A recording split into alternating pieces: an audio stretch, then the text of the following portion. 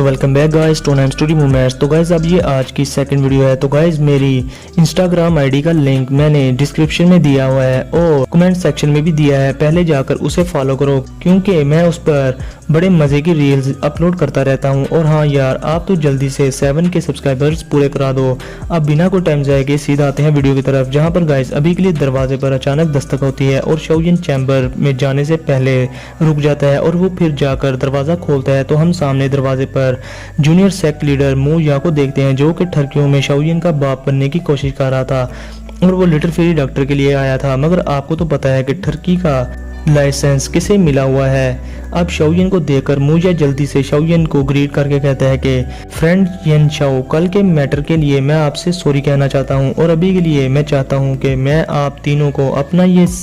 Black emperor city घुमाऊं फिराऊं। अब बताओ आप कहाँ घूमना चाहते हो। अब इधर ठरकियों के प्रिंसिपल शाओयिन को सारी बात समझ आ जाती है कि ये मू याओ बस लिटिल फेरी डॉक्टर पर लाइन मारने आया है। मगर फिर शाओयिन हंसकर बस इतना ही कह पाता है कि सॉरी आज दरअसल। मगर तभी अंदर से लिटिल गर्ल जियन जल्दी से बड़ी स्पीड में निकलकर मू याओ पर अटैक कर देती है और शाओयिन भी अभी के लिए उसे नहीं रोकता क्योंकि शाओयिन देखना चाहता था कि ये मू याओ आखिर कितने पानी में है। अब लिटिल गर्ल जियन मू याओ को एक पंच मारती है, मगर तब भी मू याओ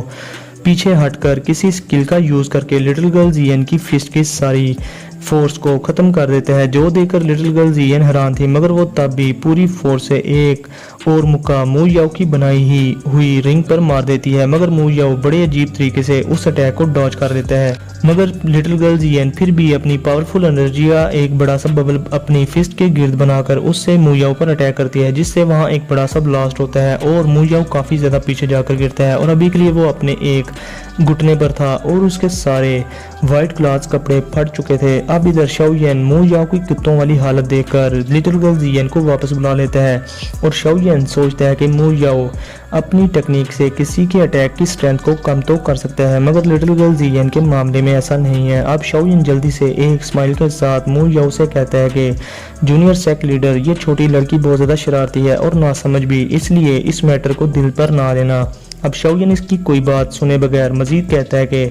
मुझे अभी और भी काम है और जब हमने कहीं घूमने जाना हुआ तो हम आपको बता देंगे। अब इसके साथ ही शाओयिन लिटिल गर्ल जियन को अंदर लेकर मू याओ के मुंह पर दरवाजा बंद कर देता है। अब मू याओ अपनी ये बेइज्जती देखकर अजीब सी शक्ल बना लेता है, जैसे जब आप किसी बच्चे से कोई आइसक्रीम छीन लें और जैसे वो बूथी बनाता है, बिल्कुल वैसे ही। वैसे आप लोग भी ये ट्राई करके चेक तो करना कि क्या होता है और फिर मुझे भी बताना। अब इधर मू याओ कहता है कि येन शाओ अच्छा है, बहुत अच्छा है, आज का ये मैटर मैं याद रखूंगा। अब इधर ठरकियों का प्रिंसिपल शाओयिन मू याओ जो कि छोटे लेवल का ठरकी था, उसको लिटिल गर्ल जियन के हाथों सबक सिखाकर बहुत ज्यादा खुश था और वो लिटिल गर्ल जियन और लिटिल फेरी डॉक्टर से कहता है कि अब मैं पिल्स रिफाइन करने लगा हूँ, इसलिए बस जो भी अंदर आए उसका काम तमाम कर देना और मुझे डिस्टर्ब ना करने देना। अब इसके साथ ही शाओयिन एक सीक्रेट चैम्बर में पिल्स बनाने के लिए चला जाता है और इधर लिटिल गर्ल जियन अपने छोटे से हाथ अपने मुंह पर रखकर लिटिल फेरी डॉक्टर की तरफ देखकर हंस रही थी, जिस पर little fairy doctor little girl जियन से कहती है कि क्या तुमने वो चीज उस मू याओ की बॉडी में डाल दी जो यूज करने के लिए मैंने तुम्हें दी थी। जिस पर लिटिल गर्ल जियन हंसकर कहती है कि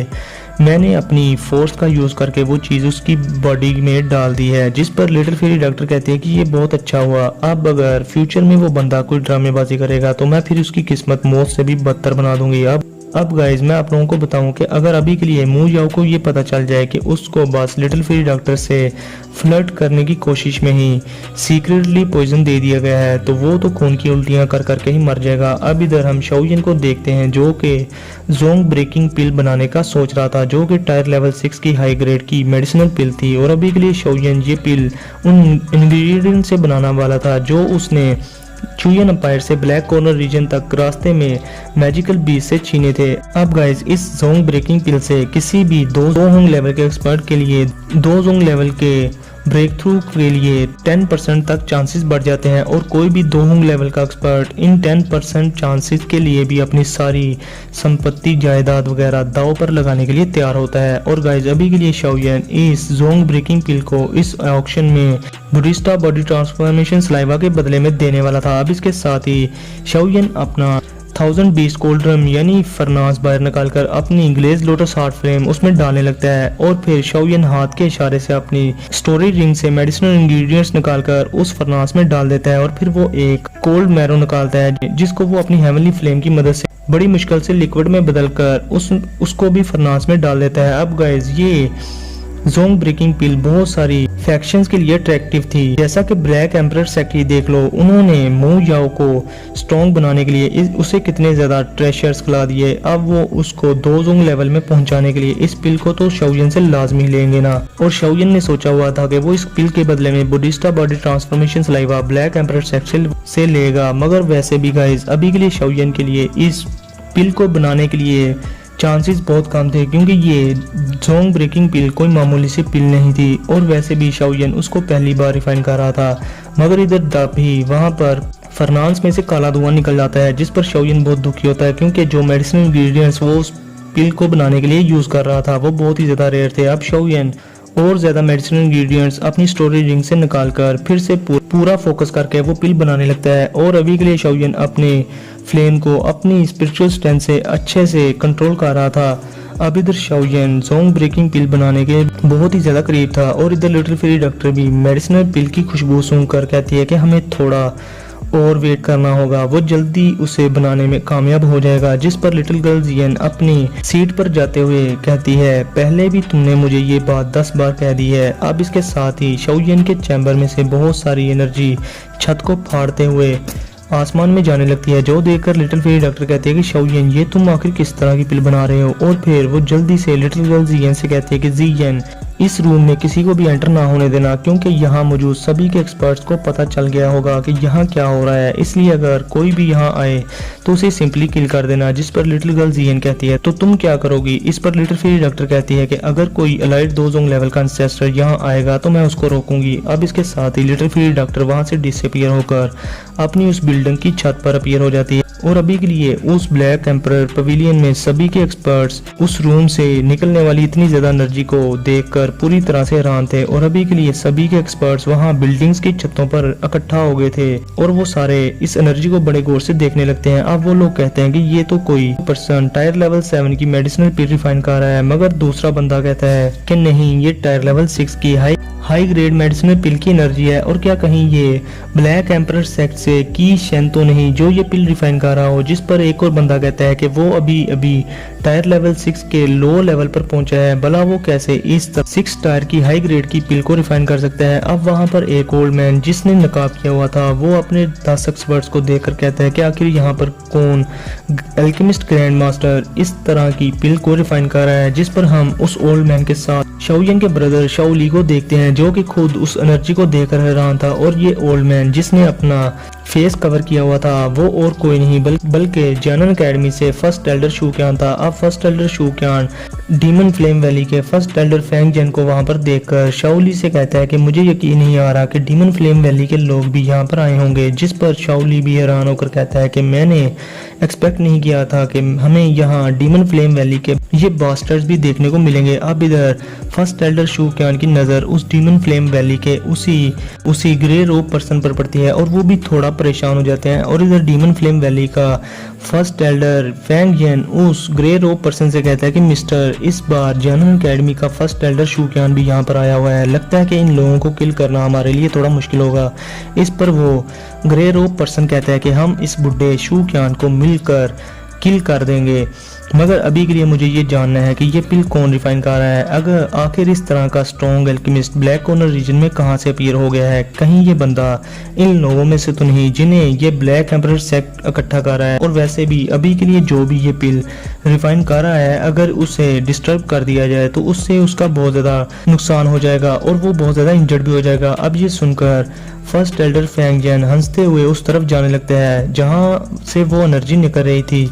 मगर तब भी एक आवाज आती है कि अगर किसी ने भी 100 मीटर रेडियस से आगे कदम भी रखा तो वो वहीं पर मारा जाएगा। और फिर इसके साथ ही हम देखते हैं आसमान पर एक पावरफुल ऑरा फैल जाता है और वो ओरा अभी के लिए लिटिल फेरी डॉक्टर का था, जिसकी आंखें पूरी तरह से पर्पल हो चुकी थी। अब लिटिल फेरी डॉक्टर को देखकर फैंग जिन और सारे लोग हैरान होकर कहते हैं कि यार ये लड़की इतनी सी एज में 2 जोंग लेवल पर कैसे है, ये कैसे पॉसिबल है। अब इसके साथ ही little fairy doctor demon flame valley के फर्स्ट एल्डर फैंग जिन को कहती है कि तुम्हारे पास 10 सेकंड है, इन 10 सेकंड में यहाँ से तुम दफा हो जाओ। जो सुनकर फैंग जिन हैरान भी था और वो थोड़ा डर भी गया था।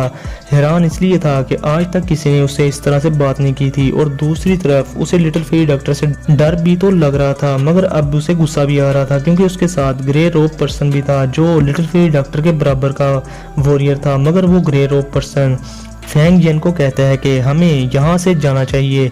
ये सही टाइम नहीं है कि हम एक 2 जोंग लेवल के एंसेस्टर से डायरेक्ट फाइट कर बैठे। अब डीमन फ्लेम वैली के लोगों के जाने के बाद फर्स्ट एल्डर शू क्यान और शाओ ली भी अपने शाओ गेट और जियान एकेडमी के एक्सपर्ट्स के साथ वहां से जाने लगते हैं। मगर तब भी वहां लिटिल फेरी डॉक्टर की नज़र शाओ ली और फर्स्ट एल्डर शू क्यान पर पड़ती है, और लिटिल फेरी डॉक्टर बड़े अच्छे से उनसे पूछती है कि क्या कहीं तुम लोग शाओ गेट से तो नहीं। जो सुनकर शाओ ली हैरान था, और वो फिर फर्स्ट एल्डर शू क्यान को देखकर लिटिल फेरी डॉक्टर को ग्रीट करके कहता है कि मैं शाओ गेट का डिप्टी लीडर हूँ। अब इधर फर्स्ट एल्डर शू क्यान भी बड़े गौर से लिटिल फेरी डॉक्टर को देख रहे थे, और वो सोच रहे थे कि अब ये कहीं हमसे फाइट ना स्टार्ट कर दे। और वैसे भी अभी के लिए डीमन फ्लेम वैली के लोग भी यहीं पर मौजूद हैं। मगर इधर लिटिल फेरी डॉक्टर शाओ ली की बात सुनकर बड़े अच्छे से उन्हें कहती है कि आप लोग प्लीज साइड पर चले जाएं, और प्लीज यहाँ जो भी पिल रिफाइन कर रहा है उसको डिस्टर्ब ना करना। अब शाओ ली हैरान था कि यार ये तो डीमन फ्लेम वैली के लोगों से बड़े गुस्से से बोल रही थी और हमसे बड़े अच्छे से बोल रही है, आखिर हमारा शाओ गेट कहीं इस तरह के स्ट्रॉन्ग पर्सन से मिला तो नहीं। अब इधर लिटिल फेरी डॉक्टर को शाओ ली से इतने प्यार से बात करता देख डीमन फ्लेम वैली के फर्स्ट एल्डर फैंग जिन की धोती गीली हो जाती है, और वो कहता है कि भला यार ये शाओ गेट कब इस तरह के स्ट्रॉन्ग पर्सन के कांटेक्ट में आ गया, और अगर ये लड़की वाकई में ही इस शाओ गेट की तरफ है तो फिर हमारी डीमन फ्लेम वैली के लिए 2 अलाइड 2 जोंग लेवल के एंसेस्टर से लड़ना बहुत ज्यादा मुश्किल हो जाएगा। जिस पर उसके साथ ग्रे रोब पर्सन कहता है कि फिक्र ना करो, ये लोग सिर्फ बात ठीक कर रहे हैं, हमारी डीमन फ्लेम वैली इतनी भी वीक नहीं कि कोई भी उससे पंगा करने का सोच ले। अब इधर फैंग जिन सुख का सांस तो लेता है, मगर वो समझ नहीं पा रहा था कि ये लड़की शाओ ली से इतने अच्छे से बात क्यों कर रही है। अब इधर शाओ ली लिटिल फेरी डॉक्टर को ग्रीट करने के बाद 100 मीटर के रेडियस से निकल जाता है, मगर तब भी बहुत सारे लोग उस 100 मीटर के बाहर इकट्ठा होकर उस एनर्जी पिलर को बड़े मजे से देखने लगते हैं। मगर अब तभी वहाँ ब्लैक एम्परर पवेलियन में मू याओ अपीयर हो जाता है, और उसके साथ अभी के लिए ब्लैक एम्परर सेक का वो एल्केमिस्ट था जिसकी 1000 मेडिसिनल शॉप में शाओ यन ने सबके सामने उसकी इज्जत उड़ा दी थी। वो और कोई नहीं की शेन था। अब इसके साथ ही वहाँ एक येलो कपड़े पहने एक ओल्ड मैन भी अपीयर होता है, जो कि एक अलाइड 2 जोंग लेवल का एंसेस्टर था, और वो और कोई नहीं बल्कि ब्लैक एम्परर सेक का चीफ मू टियानशिंग था। और अब वो लोग उस 100 मीटर के रेडियस के बाहर आकर रुक जाते हैं और कहते हैं कि यार मेरे ब्लैक एम्परर सेक पर मुझे बहुत ही ज़्यादा प्राउड है, जो इतने सारे लोग हमारे इस ऑक्शन के लिए यहाँ तक आ गए हैं, और ये लोग काफ़ी ज़्यादा स्ट्रॉन्ग भी हैं। और मू टियानशिंग फर्स्ट एल्डर शू क्यान और डीमन फ्लेम वैली के फर्स्ट एल्डर फैंग जिन को देखता है, और फिर वो लिटिल फेरी डॉक्टर को देखकर कहता है कि यार ये लड़की इतनी सी एज में 2 जोंग लेवल पर कैसे आ गई। अब इधर इसका सब ऑर्डिनेट जूनियर सेक लीडर मू याओ भी लिटिल फेरी डॉक्टर को देखकर हैरान था और कहता है कि ये तो वही लड़की है जिसे मैं बहुत ज़्यादा पसंद करता हूँ। जिस पर मू टियानशिंग कहता है कि क्या तुम इस लड़की को जानते हो, और हाँ अगर जानते हो तो इस तरह के एक्सपर्ट से अच्छे रिलेशन रखना, ये हमारे ब्लैक एम्परर सेक के लिए बहुत ज़्यादा फायदेमंद होगा। जिस पर मू येन कहता है कि हम बस एक बार मिले हैं मगर एक दूसरे को इतना जान नहीं पाए। अब मू या अपने एंसेस्टर मू टियानशिंग को बताता है कि मैं इस लड़की को पसंद करता हूँ, और वो मजीद शाओ यन के बारे में भी उसे बता देता है कि हो सकता है कि मुझे लग रहा है कि जो बंदा अभी के लिए पील रिफाइन कर रहा है वो वही लड़का यन शाओ होगा जिसने एल्डर की को 1000 मेडिसिनल शॉप में सबके सामने जलील कर दिया था। मैं हैरान हूँ कि इतनी सी एज में इसकी एल्केमी स्किल इस लेवल पर कैसे पहुँच गई। अब ये बात सुनकर तो एल्डर की शन के रंग उड़ गए थे, और इस पर मू टियानशिंग कहता है कि एल्डर की तुमने अभी हाल ही में बड़ी मुश्किल से टायर लेवल 6 का ब्रेक थ्रू किया है, मगर अब मू या को शाओ यन से जेलसी होने लगती है, क्योंकि एक तो शाओ यन उससे छोटा था और दूसरा लिटिल फेरी डॉक्टर शाओ यन की साइड पर थी जिसे वो बहुत ज्यादा पसंद करता था। अब इसके साथ ही चीफ मू टियानशिंग जल्दी से मू या और की शन को समझाते हुए कहता है कि बात जो भी हो, तुम दोनों इस लड़की और उस यन शाओ और उसके साथ जो छोटी लड़की है उनसे कोई पंगा नहीं करोगे, क्योंकि इनसे पंगा करना हमारे लिए महंगा पड़ सकता है। जिस पर मू या झूठे मुंह यस चीफ कह देता है। अब मू तियानशिंग कहता है कि इस बार बहुत सारे ओल्ड डीमंस इस बिस्टा बॉडी ट्रांसफॉर्मेशन स्लाइवा को लेने के लिए यहाँ आए हैं। हमें बस बैठकर इन सब का तमाशा देखना है, कोई मरे या जिए हमें इससे कोई फर्क नहीं पड़ना चाहिए। अगर कोई हमें इस बोडिस्टा बॉडी ट्रांसफॉर्मेशन स्लाइवा के बदले में अच्छी चीज देगा तो ये बोडिस्टा बॉडी ट्रांसफॉर्मेशन स्लाइवा हम उसी को देंगे। जिस पर मू याओ हाँ में सर ला देता है। अब मू तियानशिंग मू याओ से पूछता है कि क्या तुम इस लड़की को पसंद करते हो, जिस पर मू याओ हाँ में सर ला देता है। जिस पर मू तियानशिंग लिटिल फेरी डॉक्टर की तरफ देखकर हंसते हुए कहता है कि अगर ये लड़की तुम्हारी हो जाएगी तो हमारे ब्लैक एम्परर सेक्ट की पावर बहुत ही ज्यादा बढ़ जाएगी और ये हमारे लिए अच्छा है कि वो हमारी दुश्मन नहीं है। अब ये सुनकर मू या बहुत ज़्यादा खुश होता है और अभी के लिए उसे अपनी अपीयरेंस और फेस पर बहुत ज़्यादा घमंड था, क्योंकि उसके बलबूते पर उसने बहुत सारी टैलेंटेड लड़कियों के साथ पिछले कुछ सालों में खिलवाड़ किए थे। अब इधर दूसरी तरफ वो लाइट एनर्जी एक छोटी सी बॉल में कन्वर्ट होकर आसमान की तरफ जाने लगती है, मगर तब भी शाओयेन उस रूम में बैठे बैठे अपनी सक्शन फोर्स का यूज़ करके उस पिल को अपनी तरफ खींच लेता है, जो देखकर सभी के लोग हैरान थे और बहुत सारे लोग तो शाओयेन को देखना भी चाहते थे कि यार ये टायर लेवल 6 की पिल बनाने वाला एल्केमिस्ट आखिर है कौन। मगर वो बेचारे मायूस होकर वहां से चले जाते हैं और अब लिटिल फेरी डॉक्टर भी वापस रूम में आ जाती है। अब एक दिन के बाद लिटिल फेरी डॉक्टर और शाओयेन की पिल बनाने वाली बात हर जगह आग की तरह फैल जाती है और अब बहुत सारे लोग उस रूम की तरफ भी आते हैं ताकि वो शाओयेन से मिल सके, मगर उनकी हिम्मत ही नहीं होती दरवाजा खटकाने की। और इधर मू या भी लिटिल फेरी डॉक्टर से मिलना चाहता था, मगर वो भी लिटिल फेरी डॉक्टर के डर से वहां नहीं आता। अब इधर शाओयेन 2 दिनों के बाद उस चैम्बर से बाहर निकलता है